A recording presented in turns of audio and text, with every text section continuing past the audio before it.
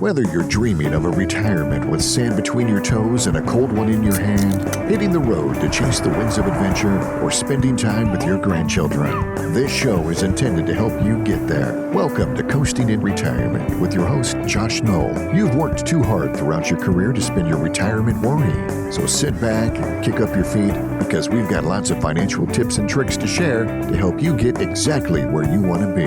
Here's Josh.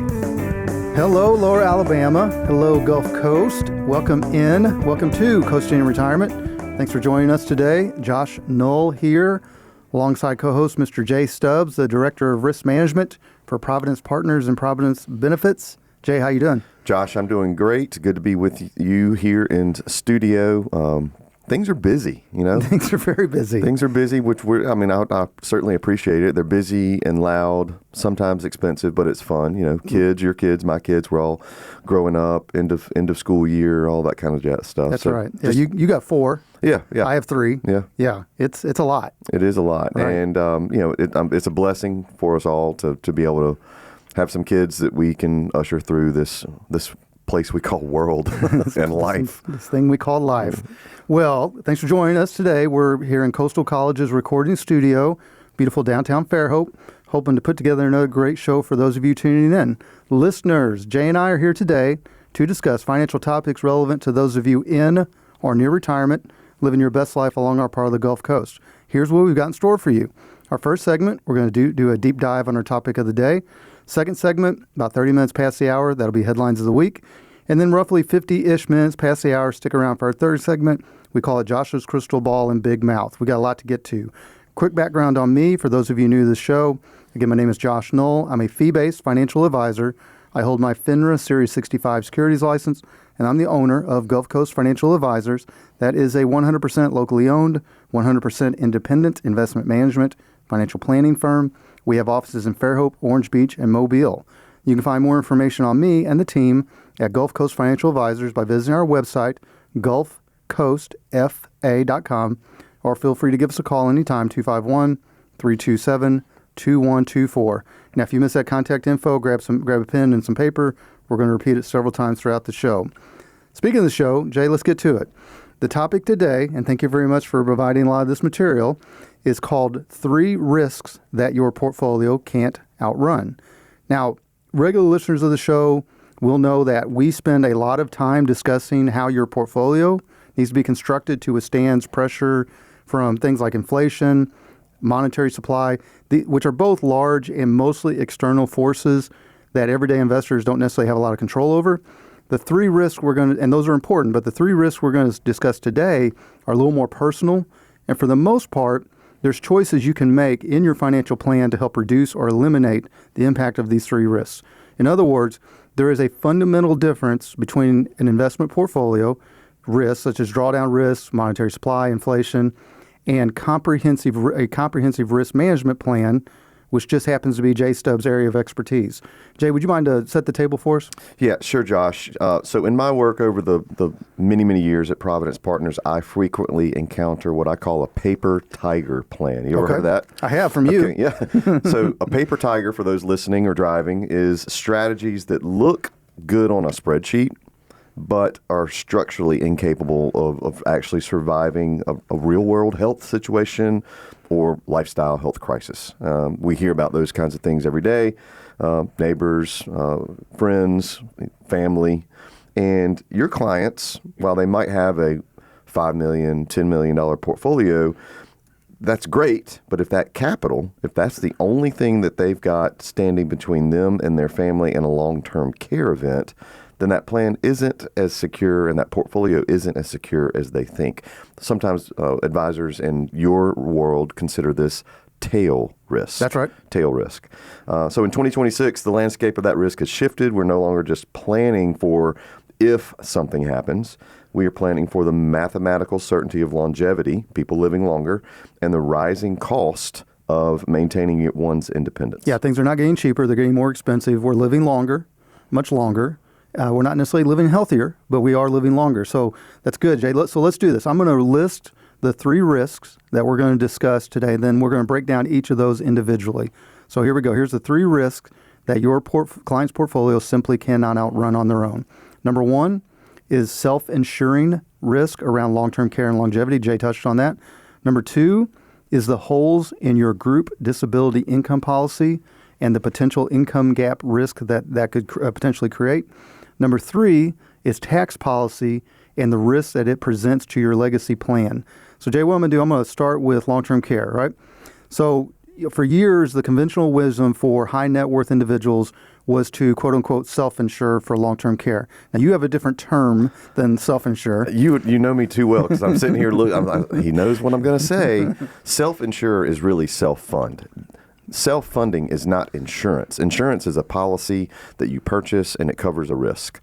When you choose to use your existing portfolio assets in order to pay for those potential expenses of long-term care event in the future, you're, yes, technically self-insuring, but you're paying for it out of your own pocket. That's self-fund. Right. And like you said, with what we're going to call the longevity tax hitting harder than ever, the cost of quality home care, specialized facilities, that has all outpaced general inflation. I don't have the numbers in front of me, Jay, but I bet it's outpaced it by a significant amount. We're looking at anywhere from, the average inflation rate that most people look to calculate is around 3%. Right. However, we're seeing some statistical data that is putting that at 5 and 6% over the last 10 years. I believe that. And of course, as we mentioned, the duration of care is extending as medical technology just keeps us alive longer. Again, not necessarily healthier. So if you want to self-insure, or as Jay said, self-fund or self-pay, you're essentially committing to a dollar-for-dollar spend of your most taxed and or productive assets. For example, if you need $150,000 for a 1 year of care, you might have to liquidate over $200,000 from an IRA just to cover that bill after you pay the taxes due.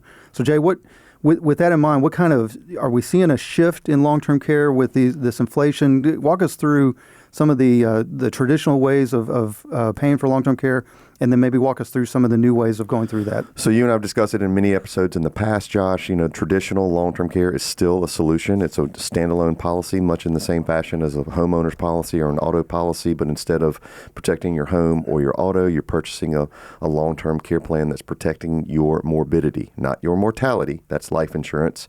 Protecting your body in the event that you should have an event and you cannot perform 2 of 6 activities of daily living. 2 of the 6 activities of daily living by a primary care physician. Now, you and I have talked about ADLs, activities of daily living, all the time. Basically, the eating, the dressing, the toileting, the walking around and transferring, bathing, clothing yourself. Those are the 6. And then we also have cognitive impairment, right, Alzheimer's, dementia, those types of things. But backtrack. Standalone long-term care is still an option in the marketplace. It is a use it or lose it type of contract. There is no equity or value inside of it unless you go on claim. The second way that you can fund is through a hybrid long-term care plan. This is a long-term care plan that is built as LTC benefit, but if you never use it, there's an equity or a cash component that you can get from it. Or if you die having never used it, there is a death benefit that goes income tax free to your beneficiaries. A third component would be traditional life insurance, so think whole life or universal life, and you can add a long-term care or chronic illness rider to that.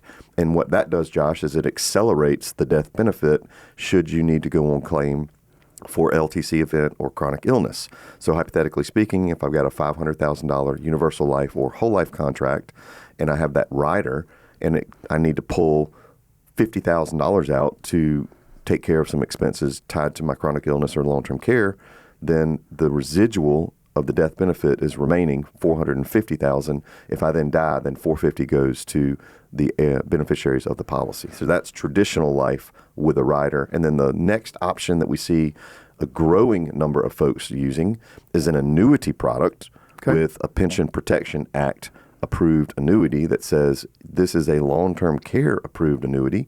And if you have the type of annuity that we just mentioned, PPA, Pension Protection Act, under the guidelines from the federal government and the IRS, if you pull money from that annuity for the express purposes of long-term care expenses, those come out income tax free. So if you have old annuities on the shelf that you haven't touched in a long time, MIGAs, multi-year guaranteed annuities, or indexed annuities, or any variable annuities, you might want to revisit those contracts with somebody like Josh and see if there's a way to reposition that asset into an annuity that would be long-term care efficient from a tax planning perspective. And in our second segment, we've got an article that goes a little deep dive on that, on the actual mechanics of doing so. Jay, let's dive in just a little bit before we move on to our second thing. Traditional long-term care, you pay the premium. You've got a set amount of coverage typically, right? Yes. And like you said, use it or lose it. If you end up using it, the insurance company is going to provide those benefits up to whatever the limits were in the policy originally. Today's new policies limits are $500,000. Okay, very good. Thank you for that. A big pool of money. How that $500,000 is distributed could be anywhere from 2 to 6 years. Understood. And if you pass away, like you have a heart attack and you drop, that money is, and basically just like car insurance, you didn't have a car wreck, off you go, right? Then so you get nothing back. You get nothing back. If you drop dead having never used your traditional long-term care plan, there's nothing back. However, Josh, I will point out it's still a viable contract, but there also is that risk of the insurance company saying, hey, 10 years from now, thanks for being a policyholder here at XYZ Insurance Company with your traditional LTC. However, our claims experience has resulted in a rate increase. Right. So you could get a rate increase on a traditional. I still want to say that it is the most inexpensive solution on the table. That are still fit somebody's monthly budget, especially if they're in a tight situation. Well, and compare and contrast that to what is broadly termed asset-based, which you touched on. Is there, when someone does an asset-based type of... The hybrid LTC. The hybrid, if you will, thank you. A lot of times, are they looking at a single premium that gets leveraged up on the benefits they potentially could receive? Is that a fair way to state it? So you are going into single premium, but there is an or. They can plan it out for a lifetime premium if they want, okay, or what we also call a short pay. Short pay might be 5 years, 10 years. So if somebody's 55 or 60 or 65 years old and they want to install a plan, but single premium is not one that they are comfortable doing, maybe you don't want to, you'd say, hey, we don't need to liquidate that much money from your portfolio. It's working hard for you right now, but let's design a 5-pay or a 10-pay that you can use to pay this premium while your working years as you bring that tail into a retirement time frame. Very good. And, to be fair, Jay, you and I have some experience. We're not going to name names, but when you talk individual large numbers, we had what I considered a very reasonable long-term care policy in place a number of years ago, placed, I think it was around $80,000.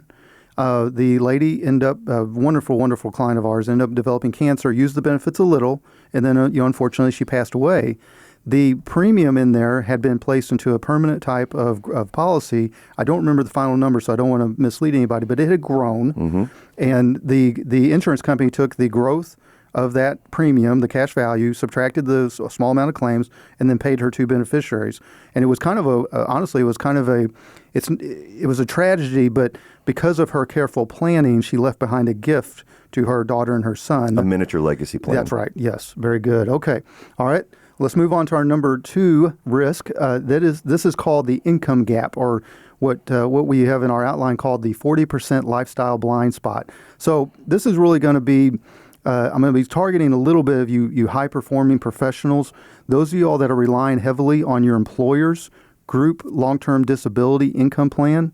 And it's a good thing to have. We're not here to necessarily, because Jay and I both have many years of experience both in the individual insurance coverage market and the group side. So these are things that are very good to have, but there are some downsides. There's just some shortfalls when it comes to group long-term disability income protection. Jay, why don't you talk a little bit about that? Well, the group plans are typically going to be capped based on a certain amount of income that they will pay you on a monthly basis, and that's neither here. I mean, that's not your fault. That is just what the employer structured with the group benefit provider to bring in long-term disability to their employees. Typically, we see those capped at anywhere from $10,000 a month, especially in the white collar, high net worth income type of arrangement. And Josh, a lot of people don't remember this, but that is a taxable benefit. Right. So while it also is capped, it may not cover exactly what you need to have to spend, to cover your lifestyle on a monthly basis. It also is going to create a tax bill for that calendar year that you've received a group disability benefit from your employer's provided plan. So that could, based on your tax rate, that could be anywhere from a 30 to 40% actual lifestyle hit where you say, well, golly, I wasn't expecting that. So what we like to also bring up is there's ways to fill in that shortfall. Group benefits are usually, yes, they're going to be taxable. And look, for example, you've got in here 45-year-old earning $400,000. Your greatest asset is not your home. It's not your 401k. It's your ability to earn that $400,000 and maybe more over the next 20 years. Right. Do the math. That's an $8 million asset. Josh, you and I are not going to leave an $8 million asset uninsured, like Right. a building or anything else. Why would we leave our ability to earn as uninsured? Yeah, and I've always used the cash machine scenario. Just envision that you have this cash machine hidden in your coat closet at your house, and every week or every 2 weeks or every month you go to it, and it prints out a certain amount of money, and that's what you live on, right? Well, what happens if that cash machine gets damaged? Yeah. So disability income is a backup to that cash machine. Where are you going to pull the cash in the case that you don't have the ability to work? It could be cognitive, it could be physical, it could be whatever. Especially, again, not to be hyper specific, but for you all that are in very specialized roles, think medical field along that line. If you're a surgeon and you lose the ability to use a hand or both hands or eyesight or whatever it may be, where is that money going to come from? And what Jay is saying, or what we are saying in this program, is on the group disability income side, generally speaking, it's probably going to cover at best maybe half of your actual lifestyle. So what are the options for you to cover above and beyond that, so that you're not having to really downsize your lifestyle or potentially get in financial distress to keep moving forward? Yeah, that's a risk that nobody really should take on, Josh. I mean, It's a portfolio protection mechanism. If you don't have it, where are you going to go get the money to pay your monthly bills, take care of tuition, take care of the mortgage, take care of the insurance and the taxes and everything else? They're coming to you in the portfolio and saying, where do we need to liquidate first? Yeah. And you're going, golly, why didn't we have a discussion about disability for this person? Well, and I'm just reading this out loud, Jay, and it's reminding me that I need to update my DI policy. Yeah. Like, oh, Lord. We'll talk after the show. This is hitting the nail on the thing. The other thing, too, before we move on to our last one is, for a lot of you that are in specialized fields, there is something called the OWN-OC standard, own occupation, and that is something that I think, Jay, between our program and the things we've done in the past, and I think the industry in general, more people understand, but there's still a lot of coverage out there that people think they have that covers their specific occupation. It does not. Can you expound on that? Yeah, I mean, a lot of specialties, specialists in the workforce, specifically the physician and the dental and the orthodontic workplace. You want to make sure that your definition of employment and earning a revenue is clearly defined in your disability policy. And you want to make sure it's clearly defined for not just 2 years. A couple of companies out there have only a 2-year own occupation definition. Let's make sure it's for the entirety of your career. So let's hypothetically say that, Josh, you are a surgeon, orthopedic, and you have an accident over the Memorial Day weekend. The next thing you know, you are not able to work for a long period of time as a result of that accident specific to your surgery duties. If you are going on claim, which says, I'm no longer able to do this, you can go on claim with your disability policy with its own occupation definition and receive your monthly benefit, helping you pay your bills at the household.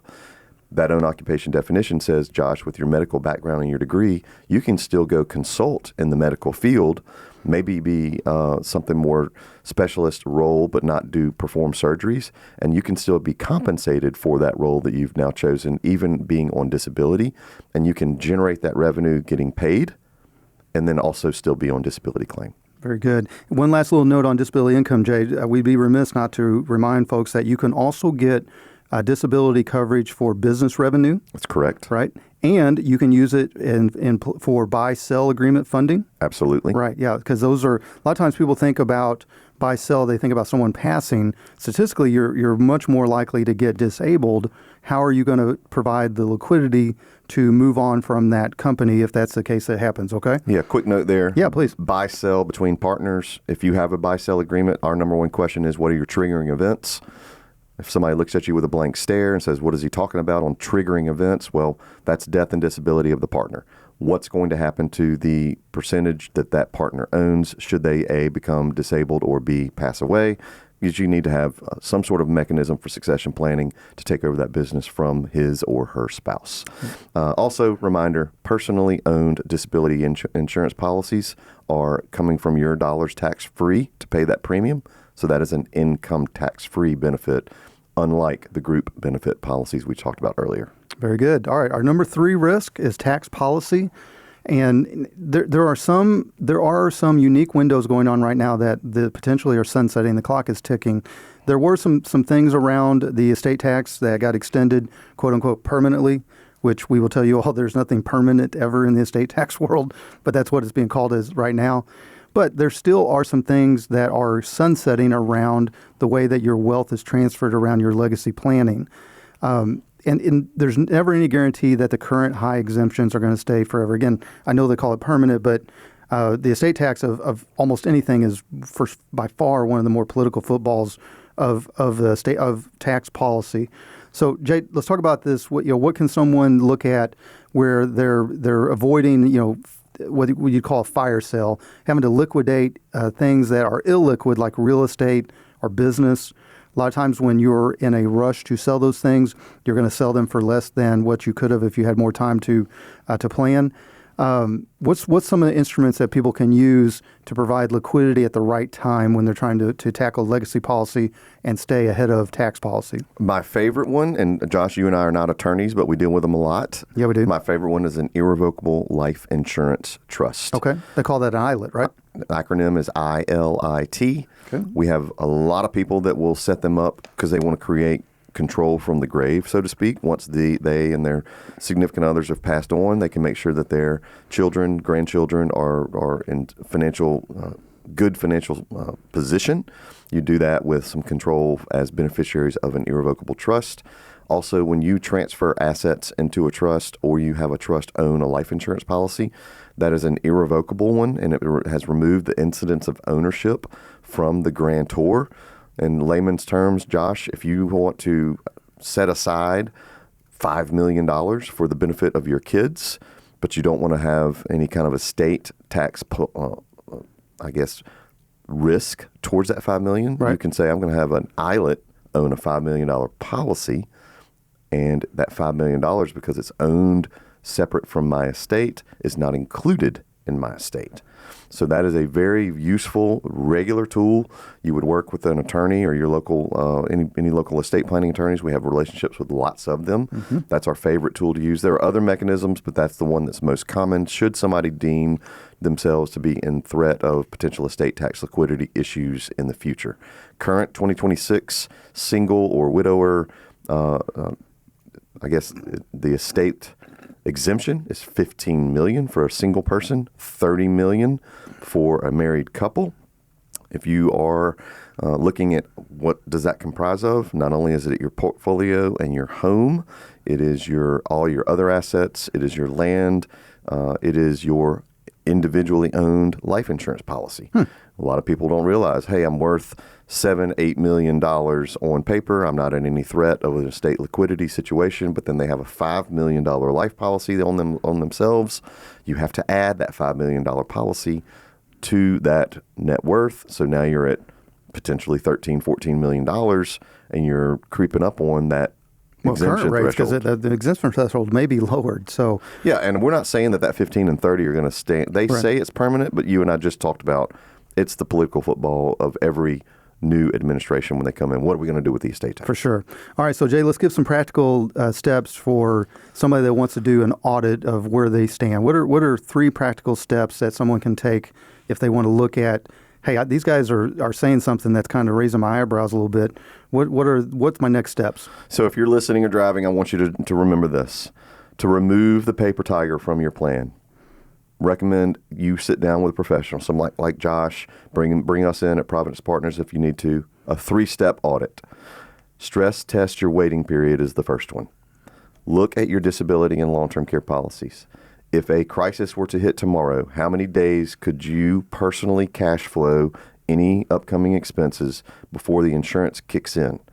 And if your elimination period is too long, meaning you can't wait that 90-day or 180 days, then you need to make some changes, and we'll help that portfolio from taking an initial hit.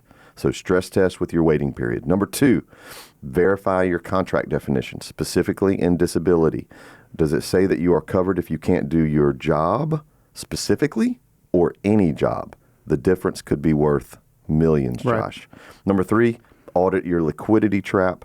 Look at your overall net worth. If you needed $500,000 in cash in 30 days for a health or a tax emergency, which assets would you have to kill to get it?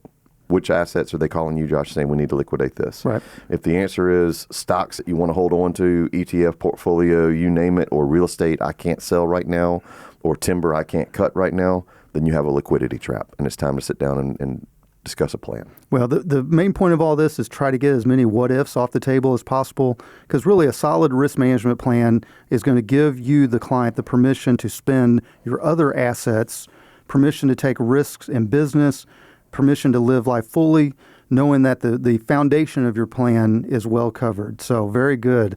All right, listeners, if you want to set up a follow-up conversation with the team at Gulf Coast Financial Advisors, it's very easy. You can call us at 251-327-2124 or find us on our website. That's gulfcoastfa.com. FA is in financialadvisor.com. On the site, there is a blue button in the upper right-hand corner. If you click that, that will put a meeting on my calendar. We've got 3 choices of that. That could be as simple as a 15-minute introductory phone call. We can do a 30-minute Zoom, or my preference, I would like to meet you in person. We have 3 convenient office locations. We're in downtown Fairhope. We have an office in Orange Beach. It's just down the road from the wharf on Canal. And we have an office right near Jay in Mobile. It's near the intersection of Dolphin Street and I-65. Reach out to us. We'd love to meet with you. All right, folks, coming up next, there's a lot going on in the world, particularly the world of finance, investments, and money. Every week we scour the internet for financial articles relevant to those of you in or near retirement, and then we're going to give you our honest opinion about these headlines. So join us after the break to hear Jay and I discuss this week's relevant financial news in our Headlines of the Week segment. Stay tuned.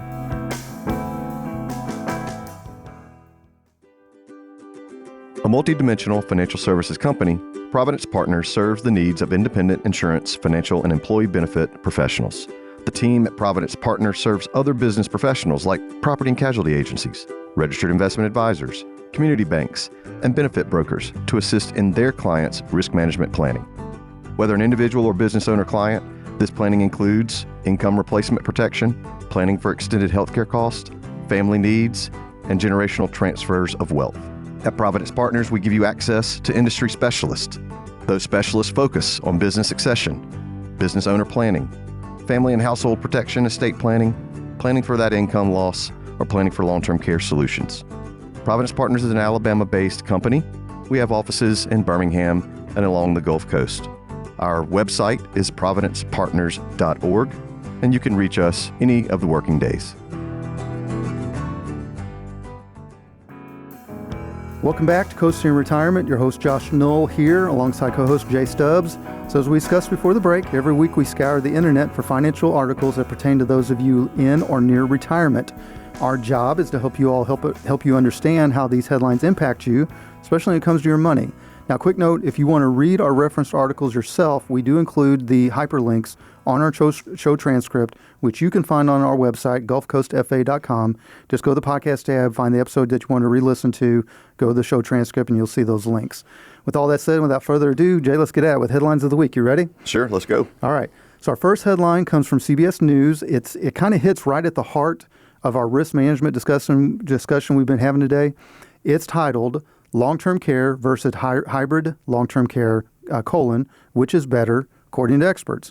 Now, the article dives into what, Jay, you've been doing, how many years have you been doing this? 26. 26. Now I'm going on 17, I think. We have seen, I don't know how many years ago it was, but we've seen a massive shift away. Again, as you pointed out, there's still plenty of viable traditional long-term care policies out there, but we've seen a massive shift towards these modern hybrid asset-based plans. Would you agree? Agreed. All right. So as the piece points out, traditional policies, and Jay has said this as well, there's a use-it-or-lose-it type of mechanism to it. You could pay the premiums for 20 plus years and maybe never need a facility. And of course, the insurance company is just going to keep that premium. The real thing is, and it's unpredictable, but over the life of the contract, sometimes you all that are on fixed income, and Jay alluded to this in our opening segment, we have seen historically rising premiums in the traditional long-term care world. I don't want to pick on anybody, but I know Genworth had a major reset. And it was not really picking on them. They actually did. They okay, thank you. I mean, and they're not offering any new long-term care plans to the marketplace, so they That's don't right. sell to any new clients. However, those plans are still good, viable, However, people listening may have a Genworth long-term care. Also, John Hancock did the same thing. Again, these are really good companies. They just they oversold long-term care, and their claims experience was too great because people, they don't get rid of long-term care plans. This is true. They're very sticky. Once you have a policy, you're not dropping it unless something drastic happens, because you see it as a safety net to your overall portfolio, like we've been discussing. But these companies, and again, I don't want to badmouth them, but they have in past have sent, hey policyholder, got to have a rate increase. Now, to their credit, they give you options. Right. You don't have to pay the increase. You can reduce benefit. You can reduce benefit. Right. And that is what a lot of people will choose to do, and it's based on your budget and what you can afford and what you want to expect. Well, compare that to the hybrid policies, which in general are stable premiums. And what this article says is there's really and we've said this before as well, there's no one type of long-term care policy that's right for everyone. But if you are concerned about premium hikes and the user lose it in the traditional contract, there may be a time to take a look at the hybrid options, especially for you high net worth families, and especially if you are incorporating that into your legacy planning. So my handoff to you, Jay, is, what did we see this sea change? What do you think triggered it? And what do you think the real benefits of looking at this hybrid long-term care policy would be? I think the first hybrid plans came out in the 1980s. Oh, wow. That far along. Okay. Yeah, they've been around for a while, and they've just grown into and proliferated into what they are today, and have been, I think, for the last 10 years as a very, very viable solution, because they take away some of that anxiety of the use it or lose it. It takes away the potential for the increase in rate. Everything from a hybrid plan perspective is 100% guaranteed by the underlying insurance company. There are no rate increases. It is a dedicated pool of funds ready to go when you need care at the most. Some are even now elimination period 0 day. Oh, wow. Which is great. Most will give you a choice of looking at 0, 30 days, maybe 60 or 90. That affects the premium, but 100% guaranteed as far as the premium is concerned. And should you never use it, there is that death benefit component that pays to your beneficiaries on file. I really think that there are probably a lot of people listening who say, I could stand to have a conversation with Josh and Jay about my situation, because they've talked about this portfolio risk, this tail risk, and I really don't want to go liquidating positions to maybe offset those expenses down the road. I wanted to have a policy pay for those. Josh, I will say it comes down to transferring risk versus creating a new one. With traditional long-term care, you think, I've checked that box, but you might have just actually exposed your retirement plan, that ledger, to a floating liability, because those premium increases are completely at the discretion of the carrier. Right. We've seen legacy policies see adjustment of 30 to 50% right when they're in their 70s, your clients in their 70s or 80s. Right. Okay, some can handle it, but again, do you want to pay the increase in premium? Or do you want to pay the reduced, or take the reduced benefit for the same premium? Well, and there's an element of using other people's money in this conversation around the hybrid to some degree, right? You are dedicating a bucket of asset, whether it's single premium, or like Jay said, we've got short pay, you've got longer pay, 5-year, 10-year, so on and so forth. You're dedicating a certain amount of money, and you're trying to leverage that into a larger protected pool of money. I know I don't want to get too specific here, Jay, because I know it depends on age and carrier and all these things. But in general, if someone is placing a bucket of amount of money into a hybrid type policy, what type of leverage are they expecting or looking for? It is based on age and health, but it's usually anywhere from 3 to 5 times, especially if they're super healthy and younger on the board, then we could get up to 6 times. Very good. All right. 3 to 5 on average, 6 if we're looking at it in our late 40s and super healthy. Very good. All right. Our next article comes from insurancenews.net. I think it's a site you introduced me to, which makes us both nerds. There is they have an article that outlines a massive regulatory and structural shift taking place right now in the wealth management space. And we talk a lot about this on the show. It's titled, "The Fiduciary Standard for Life Insurance is Here." The piece talks about how the Department of Labor relatively recently officially vacated its federal retirement security rule back in March of this year. Let me speak English to you all.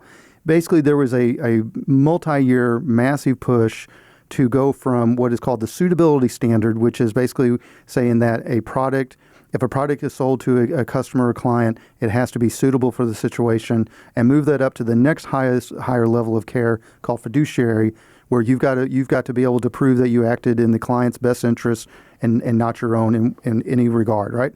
The author points out that individual states are stepping into this kind of void that the federal government put in play. They're universally adopting some best interest regulations, which are demanding kind of strict obligations around disclosure, documentation, mitigating. You're never going to totally eliminate all conflicts of interest, but you try to minimize that.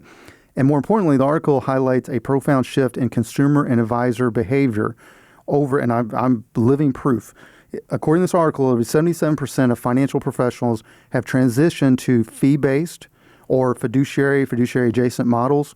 And that is a massive change. We've talked about, in fact, my last episode I did, Jay, I kind of gave the history of the different types of advisors over the years, how we've all kind of evolved from brokers to some degree into more fee-based, typically, or fee-only financial advisors. But what it's arguing is that the industry didn't, even if they had implemented the federal mandate of making some of these things a fiduciary standard, the market forces, the consumer expectations, consumer demand was already making kind of the quote-unquote old commission-driven product dumping, if you will, somewhat obsolete. So, Jay, from your vantage point, how many advisors do you deal with? Well, in a given year, about 150. Lord, okay. So from your vantage point, how are you seeing this shifting regulatory landscape reshaping, especially around when you're talking high net worth life insurance contracts and related? How are you seeing that shift, and how is the advisor actually vetting these updated policies to try to hit that fiduciary standard, or at least get a fiduciary adjacent? Well, Josh, it's the difference between complying with a rule and embracing a standard. So for a long time, the insurance world operated purely on a suitability standard, meaning as long as the policy didn't actively harm a client, it could be sold. But in 2026, that marketplace has completely changed the game. And I've seen it personally as an advisor to the advisor. And they want to build a sustainable, resilient practice, demanding total transparency from the carriers because their clients are sophisticated and they're figuring out. So when you look at how contracts are engineered today, the shift toward embedded living benefits, things we talked about earlier in the show, where a single contract can provide a death benefit, it's got some cash accumulation, tax-free chronic illness care, that is a direct result of the fiduciary mindset. If an advisor is putting a client into a complex, rigid policy with high internal fees just because it's familiar or it pays a large upfront commission revenue to that agent, then that plan is structurally exposed to the overweight and underperformance. I've seen it in policy review time and time again. So what we do, Josh, you know this, at Providence Partners and through work with your clients at Gulf Coast, we ensure that the plan is truly fiduciary grade, that the family needs to look for what we outlined in earlier segment of the show: clear contract definitions, transparent structures of fees, and a narrative that explicitly ties that insurance contract to their overall wealth management plan. Those professionals who are thriving right now are not hiding from documentation. They're actually being very upfront, saying, hey, we've got these tools in our toolbox, and we can prove that they are going to put your client's comprehensive needs first, and we're going to install those tools. And here are the multiple companies, the multiple options in the marketplace that we can choose. Sometimes we have to do a little bit of tightening because of the client's insurables and their insurability. So we might have to go to a couple, 3, 4 different companies because they've got a health issue going on, or they're looking for a specific type of product, or they want to do business with a company that they've known and trusted for many, many years because maybe they're familiar with it because that's what mom and dad had. We can address all of those concerns when the client's sitting across from the table. Yep, very good. Well said. All right. I think we got time for one more article, Jay. We'll see how this one goes and see if we can get a fourth. Probably not. But our next article, we have one from LinkedIn, and it's written by none other than my co-host today, Mr. Jay Stubbs. It is titled "The Silver Tsunami and the Tax Efficiency Gap: Why 76 million boomers are at risk." So your article zeroes in on a massive demographic wave crashing into a wall of what I'd call rigid tax rules, specifically this tax efficiency gap that's facing millions of retirees who hold their wealth in traditional tax-deferred vehicles, such as, for this conversation, a non-qualified annuity, an after-tax annuity. So in the article, Jay points out that while these non-qualified annuities are great for tax-deferred accumulation, and Jay, you can explain a little more on that if you want, they do carry a hidden structural trap during retirement. They are taxed on a LIFO basis. And Jay, that's last in, first out, right? Yes. Okay, thank you. Neither of us are accountants here. What that means is your first dollars you put in are the fully, or pull out, are the fully taxable gains. So if a retiree hits a major health crisis and needs to tap into that annuity for care, the IRS is going to stand at the door and take a pretty big bite out of those distributions. And then also, Jay, your article highlights a critical regulatory loophole where the rules have completely changed. Under what's called the Pension Protection Act, or the PPA, an investor can execute a tax-free 1035 exchange. You real estate investors will recognize the 1031 exchange in real estate, and insurance is 1035.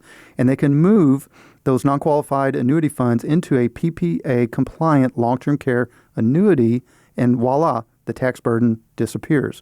When you use those funds, including all those that were accumulated on a tax-deferred basis, for qualifying long-term care expenses, the income is received, what is it, Jay? 100% income tax-free. Very good. And this has kind of a specific age range that it targets, but I'm gonna leave some meat on the bone for you. So tell us a little bit more about that, because it sounds pretty interesting, especially all that have legacy you have legacy non-qualified annuities. Well, it fits best for clients, people in between the age of 50 and 85, and then with one company in contract, we can go up to age 87, as long as we call that company and say, hey, we've got an 87-year-old female, male, what have you. In essence, there's a massive arbitrage opportunity that for older investors who are sitting on what you call a lazy annuity contract. Okay. Lazy means out of surrender. It's just sitting there idle. It's comfortable. It's earning a little bit of crediting rate and growing in its value. And for those that might have a lazy annuity or out of surrender annuity, those are between the age of 50 and 85, and you've got a sweet spot opportunity. You can shield those gains from IRS taxes if you transition it, 1035 exchange it to a PPA LTC annuity, so that you've earmarked that annuity or that asset, that new one, as the funds that you will use in order to pay those expenses should they come up. And that is a PPA compliant shield, and that tax savings it looks very, very strong on paper when you put the plan into action, when you don't have to pay taxes on that asset to pull out and pay the healthcare aid worker coming to the house, the assisted living facility, or any other full-blown nursing home. And Jay, we didn't explain this at the beginning for some of you newer listeners. So your company, Providence Partners and Providence Benefits, works hand in hand with my company, Gulf Coast Financial Advisors. We are a financial planning first firm. Your company is not related to my company. You own your company. I own my company. But everything you're talking about right there, if I've got a client coming in and we're looking at investment management, we're looking at tax planning, we're looking at estate planning, we're looking at all of these very important pieces that we do with our comprehensive financial plan, you can come in and help guide them through this process if that's something they're interested in having that conversation with. Absolutely. Yep. And that's our role as a risk management advising firm. Perfect. All right. Well, listeners, again, if you want to set up a follow-up conversation with the team at Gulf Coast Financial Advisors, it's very easy. Give us a call, 251-327-2124, or find us on the website. That's gulfcoastfa.com. On the site, blue button, upper right-hand corner, that will put something on my calendar. You can do a 15-minute phone call. If you're busy, I get it. You can do a 30-minute Zoom. If you're busy, I get it. But if you got the time, let's meet in person. We've got 3 convenient office locations. We're in downtown Fairhope. For those of you all familiar with Fairhope, we're the first building in the Portico development. We have an office in Orange Beach, just down the road from the wharf. It's right next to it's in Cypress Village neighborhood. If you're familiar with the area, there's a really nice Cumberland gas station to the east of us, or west of us, excuse me. And then also our third office is in Mobile. It's near the intersection of Dauphin Street and I-65. However you reach out to us, make sure you do. All right, folks, coming up next, Josh's crystal ball and big mouth would have been some of my predictions. Have I been right? Was I ever wrong? How wrong? What do I think is going to affect investors in the near future or maybe the distant future? And we'll also get Jay's opinion on this. It's going to be a lot of fun. We get to make some predictions and maybe poke a little fun at some of the things we've said in the past. Either way, stay tuned.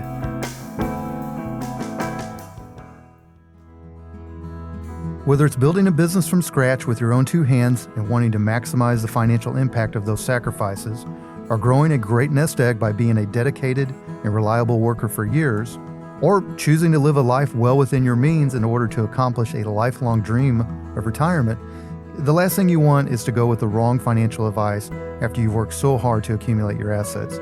You've also probably spent most of your life putting others' needs ahead of your own, and now it's your turn. We can help. Gulf Coast Financial Advisors is a locally owned, independent, fee-based financial planning, investment management, and tax planning practice. We have offices in Fairhope and Orange Beach. We serve all of Baldwin County and the Gulf Coast. We also have an easy-to-understand fee-for-service model with no sales quotas, no proprietary products. Our ultimate responsibility is to our clients' goals and dreams. You can reach us at 251-327-2124 or find us online at gulfcoastfa.com. That's Gulf, like the Gulf of Mexico, Coast, FA as in financialadvisor.com. Welcome back. Your host, Josh Knoll, here, joined by co-host Jay Stubbs. So, Jay and I, we're opinionated. We have strong opinions. I would say that I think Jay agrees with this, that radio show hosts that aren't strong in their convictions probably wouldn't be very interesting to listen to. You agree with that? 100%. That's right. That's why we're up for a nappy, which I'll touch on later. Jay and I are also paid in our respective professions to offer professional guidance and opinions to our clients. So, again, if we don't have anything intelligent to say, just replace us with AI. I do like making predictions. Sometimes I hit the bullseye. Sometimes I swing and miss. So what I want to do today is I want to see what Jay has to say in response to one of my predictions. And I'm gonna poke a stick. Michelle's telling me I'm gonna get my stick out. I'm gonna poke an eye here, and maybe get a prediction out of him. So let's get at it with Josh's crystal ball and big mouth. All right, Jay, I'm gonna set the table. You ready? No pun intended. Regular listeners of Coastal Retirement know that this is the part of the show where I get a little vocal about certain practices in my side of the industry. Specifically, and I want to talk about the classic steak dinner retirement seminar. You've all seen the invitations in your mailboxes. Jay and I apparently have crossed over to we're starting to get those invitations. Yes, we are. Yeah, it promises, a free, no obligation educational presentation, usually on Social Security or tax planning. It's usually as a high-end local restaurant. I've never been to one where the food wasn't good. But in my claim, I claim that nearly 100% of the time, because I've dove deep on this side of it, the educational solution, if you do set up a follow-up appointment or even during the presentation sometimes, turns out to be a fixed index annuity. Now, I want to be sure I'm very clear and fair here. My distaste isn't about the product itself. As we've discussed, annuities have their place in risk management when they're used correctly. My issue is the assembly line nature of the process. Many of these practitioners are deeply embedded with IMOs. You all don't think that's an important term, but it is. That's an independent marketing organization. And that IMO provides them with marketing scripts, the mailers, and which is all fine, but they also give them a very heavy incentive to push high commission index products as a one-size-fits-all cure for every single retirement ledger in the room. I know this firsthand because I dealt with one directly. So my prediction has been, Jay, I'll get to the point and I'll turn to you. My prediction is that just like cold calling and door knocking, which is how I started my career, to be fair, but that was a million years ago. The modern consumer is smarter, is more sophisticated.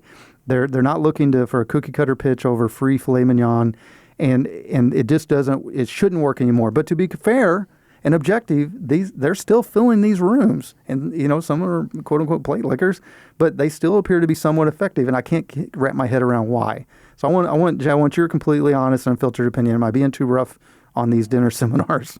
Josh, you're hitting a classic industry paradox. Okay. The reason the steak dinner seminar is still alive today comes down to two very basic human elements that the IMO script can exploit: isolation and a craving for face-to-face connection. Okay. All right. So for a lot of retirees, people nearing retirement, that financial planning feels overwhelming and cold when they look at it on a computer screen. For sure. So if they ask ChatGPT, Claude, Gemini, any of the AIs, what is this Social Security question? What about this tax planning question? Whatever. They want to ask a real live person. Then they get this thing in the mail, and now they've got an invitation to go have a nice steak dinner or what have you and ask somebody a real question. So if somebody offers them that nice meal and the enthusiastic presentation where complex math is boiled down to simple protection from market loss narrative like the indexed annuity does, it checks that emotional box, not a logical one. So they aren't buying the annuity contract in that room, they're buying the feeling of the certainty that it gives. And typically, if they like the person making the presentation, they end up doing business with that person and his or her team. But to your point about the future, the clock is definitely ticking. I can say this with confidence because I take the invitations that come to our mailbox and I just look and say, oh, who's this next wave of advisors that think that they're going to hold themselves out as experts in this specific market. Right. But the regulatory shifts were just talked about in segment 2 earlier in the show. If you were late joining us, go back, listen to the recording later. There's a universal push towards best interest, the client's best interest, and those standards and the transparency of fees. But that's all putting a massive spotlight on these higher commission opaque structures that fund the expensive dinner mailers. I mean, obviously, those don't come for free. It's not like the steakhouse is giving it to that advisor for free just for bringing on a whole bunch of people. There's a bill that's got to be paid, and so that advisor needs to pay that bill. So furthermore, the next wave of retirees, you and I we're good friends with Cam Marston, and he's a retired, a generational expert. Mm-hmm. That young boomer and Gen X having zero desire to sit through a high pressure PowerPoint, right, with a free steak in front of them. Right. You and I can do our own research. You and I can we've got people we can call and ask. We can do online. We can listen to podcasts. We can listen to shows like this. And we want an advisor who acts like a fiduciary partner, not just a good Zig Ziglar sales closer. So my prediction, that's dinner seminar. It's not going to disappear this year, next year, what have you, but it is going to have to mutate in something a little bit bigger and probably more of a massive liability for people that are running them. Yeah, for sure. I really don't think they're going to last very much longer than maybe 3 to 5 years. As we know, these state regulators, and I'm very good friends with Amanda Senn, the director of the Alabama Securities Commission. Mm-hmm. I'm very good friends with Mr. Mark Fowler, who is the Department of Insurance for the state of Alabama. I go to him or go to their sessions year in and year out and hear what they see and are telling us in the marketplace. These types of pitches are going to fall by the wayside, and these IMOs are going to probably say, well, what do we need to do? I'm already getting emails saying, generate your next client prospect through AI. Right. Yeah. And it's coming down the pipe where people are like, oh, we're going to capture that person when they log in on the website and they start asking questions. Yeah. Well, anyway, you and I are in total agreement then, I would say. So the ones that are doing it, the ones that have been doing it, we're not going to say they're bad folks. We're just going to say it may not. Your potential prospect pool of mailers may dry up soon. Very good. All right. Well, folks, one more time, you can call us 251-327-2124 or go to the website, gulfcoastfa.com. One quick reminder, I'm going to squeeze in here, Jay. We are up for not one, but 2 NAPI Awards presented by our local weekly Lagniappe.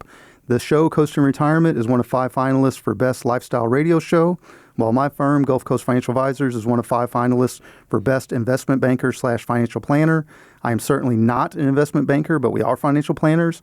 We would appreciate your vote. Just go to votenappies.com and look for us under the Media and the Services tab. You can vote once per day, per email, and as my grandpa used to say around election time, be sure to vote early and often. We just got through our state elections for the primary, so that fits perfect. There you go. All right. Well, that's our show for the week. I want to give a huge thank you to my co-host. That's Mr. Jay Stubbs. He is also he and his company, Providence Partners, are the show sponsor. Thank you, buddy. Absolutely. Thank you to our producer of the show. That's my son, Peyton Knoll. Thank you to our awesome radio station. That is FM Talk 106.5 out of Mobile. Hello, Celeste. Hello, Sean. Many thanks to the provider of our show music. That is local band Sloth Racer. Hello, Franklin. And as always, my sincere appreciation for all of you out there that have been listening and joining us on this journey. We'd love to be a part of your journey as well. Till we talk again, have a wonderful and productive week. This has been Coast in Retirement with Josh Knoll. Gulf Coast Financial Advisors, LLC, known as GCFA, is a registered investment advisor offering advisory services in the state of Alabama and in such other jurisdictions where it is registered, filed the required notices, or is otherwise excluded or exempted from such registration and or notice filing requirements. Registration does not indicate or imply that GCFA has attained a particular level of skill or ability, nor does it constitute an endorsement of the firm by the Securities and Exchange Commission, the SEC, or any other state securities regulator.